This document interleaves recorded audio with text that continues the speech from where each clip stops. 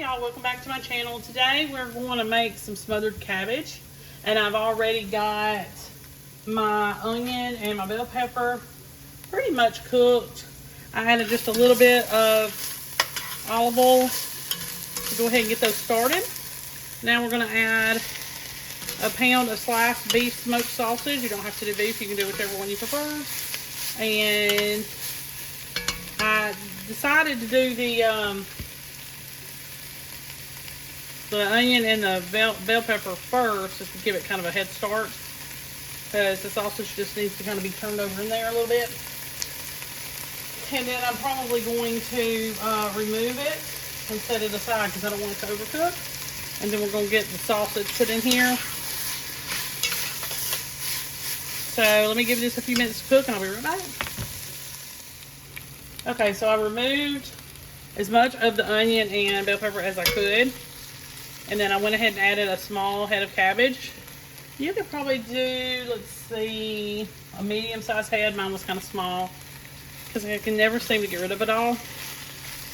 So what I'm going to do is I'm going to put the lid on this and try to get it to wilt down. It should only take about 10 or 15 minutes, and then we'll continue on with the recipe. So I'll see you back here in a few. All right, y'all. So my cabbage is almost done. I'm going to go ahead and add garlic powder, onion powder, and some Tony's.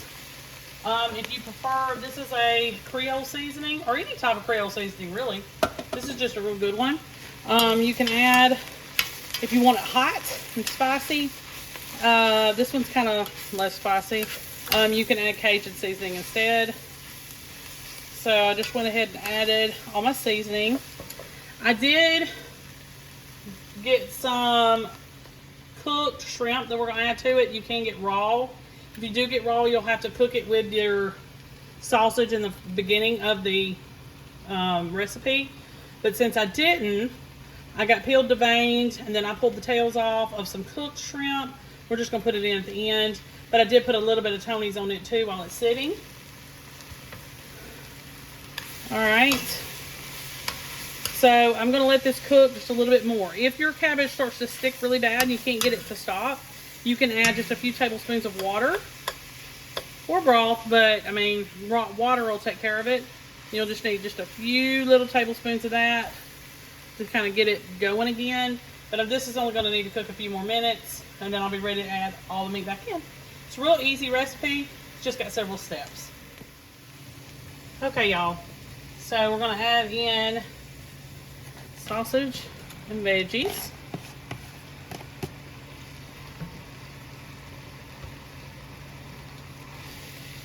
Give that a quick stir.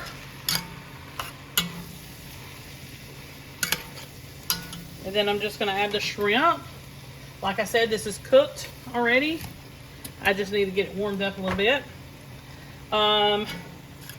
You don't need to overcook those shrimp. So if you get gray ones that are uncooked, they turn pink, you pull them out. No issues. Get peeled and deveined, and I just went ahead and got cooked because I just didn't even want to. That was what was in front of me. That was what was offered. That's what I took. It'll be fine. I can just adjust the way I cook things and then the order I do it, and it'll work out just fine. So what you're doing now is just letting everything come together and warm up just for a few minutes, and this will be ready to serve. I'm gonna put it with some cornbread and some fried okra, and I'll be back with that final plate in just a few minutes. Okay, y'all, so this is the finished product. I paired it with some fried okra and a piece of cornbread. You can use any type of mac and cheese or black eyed peas or anything like that to go with it. It's a perfect country meal. And this is what's for dinner tonight. Make sure you like, subscribe. See you y'all, welcome back to my channel. Today we are going to make a chopped cheese pickle taco. Very new, very different. So we're going to go ahead and get the little sauce made for it. You're going to take a bowl. You're going to put about a half a cup of mayo in here. I'm going to just eyeball a lot of this. Sure, I'll get it just about correct. A tablespoon of ketchup.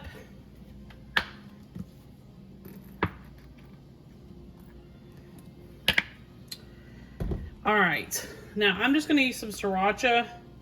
The recipe called for Mexican hot sauce, but I'm just going to put just a little bit of sriracha a teaspoon or so, maybe a teaspoon and a half. Let's just do 2 teaspoons. And then we're gonna need 2 teaspoons of pickle juice. Is it teaspoons? Yes, teaspoons. So not much. Okay. Got that. I'm gonna mix all that up.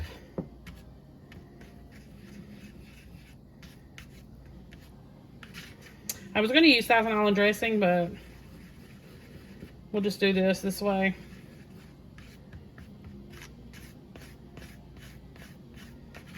Okay.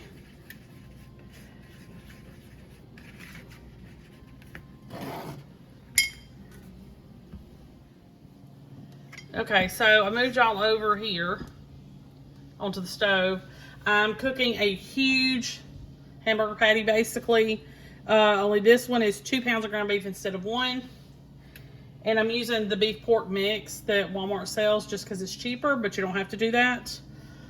What we're going to do is I put some pepper, some salt, and some garlic powder on this, and it's cooking. And then I'm going to flip it over and let it cook on the other side for just a few minutes, and then we're going to chop it because that's what it is, a chopped meat taco. So right now that's the state that I'm at, and then we're going to move on to the next step, and I'll be back with that. Okay, so you flip the burger over, the real big fat burger you had. Of course, I had to do it in pieces because it was coming apart. Then you cook it for another minute, which I have done. And now I'm going to add some onion, some chopped onion. Recipe says 1/4 of a cup. I did about 1/3 because I've got 2 pounds here. And then you're going to begin chopping this. And you're supposed to chop it into small little pieces. And I'm probably going to get my meat chopper because that's what I use now. Let me get that real quick. Okay, so I'm just going to chop this into small little pieces. You know, typically I would have done that in the first place. I'm not really sure, you know, I guess it's not considered chopped meat sandwich or whatever unless you do it this way. But so as this cooks and finishes cooking, cooks the onion, I'm going to just continue chopping it until it's small. And then I will bring you back for the next step. Okay, so meat's cooked. And I went ahead and, you know, put the onions in kind of before I was supposed to because I kind of wanted them softened. But right now, I'm adding some Kraft singles. The recipe called for thick cheddar cheese, I believe. No, thick American. But I'm just going to put in what I have. And I may do a little extra. And then instead of pickles, I'm going to do dill relish because I don't want to do all that chopping. But you are welcome to. You would need 1/2 cup of chopped pickles. Well, I'm putting in my American cheese right now. And I've already went over 1, 2, 3, 4, 5. Okay. So because my pan's so large, I guess it's going to take me 8 slices. But again, I did use extra meat too. So I'm going to just put in a few extra. And then what you're going to do is you're going to mix all this together. Once it starts to melt, which shouldn't take long at all.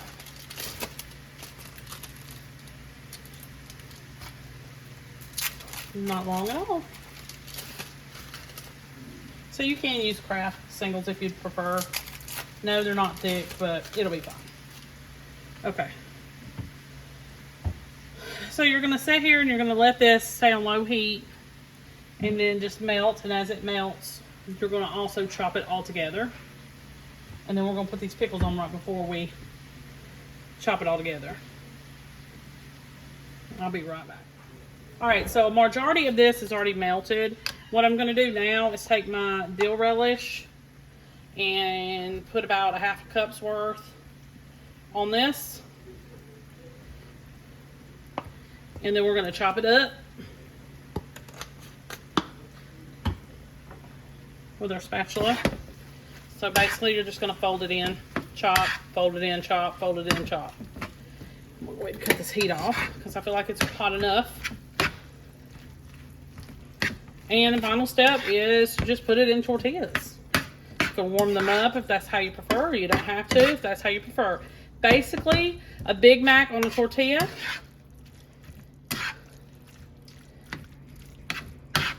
I just took a couple shortcuts.